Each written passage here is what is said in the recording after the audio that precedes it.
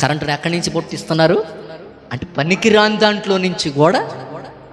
పనికిరాంది ఇక ఇది పడే. మీకు తెలుసా బాటిల్ కూడా ఈ మధ్య ఏం చేస్తున్నారు?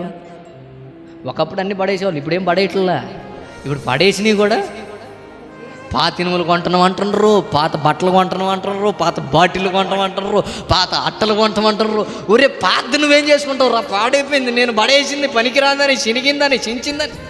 అరే పాత దానికి అంత విలువ అవుతుంది చెత్తలో నుండి. మనిషే అట చేయగలిగితే చెడిపోయిన బతుకుని ఆయన బాగు చేయలేడా? అరే ఒక మనిషే చెత్తలో నుండి కరెంటును పుట్టిస్తున్నాడు, పాత వాటిలో నుండి క్రొత్తదనాన్ని తీసుకొస్తుంటే నా ప్రభు పునరుద్ధీకరణకర్త.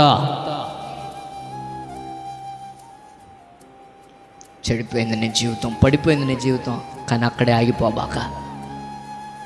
సరే తెలుసో తెలియకో ఏదో ఒక పొరపాటులో పడి అపవాదిగడి చేతుల్లో పడి నలిపివేయబడ్డావు, కానీ అక్కడే అందరు చెప్పండి రీస్టార్ట్. రీస్టార్ట్ అనండి.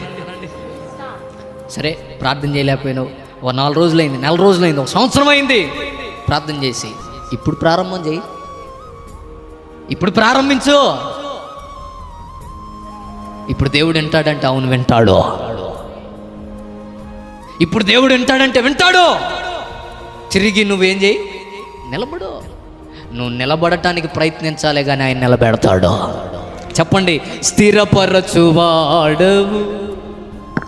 బలపరచువాడవు, పడిపోయిన చోటే నిలబెట్టువా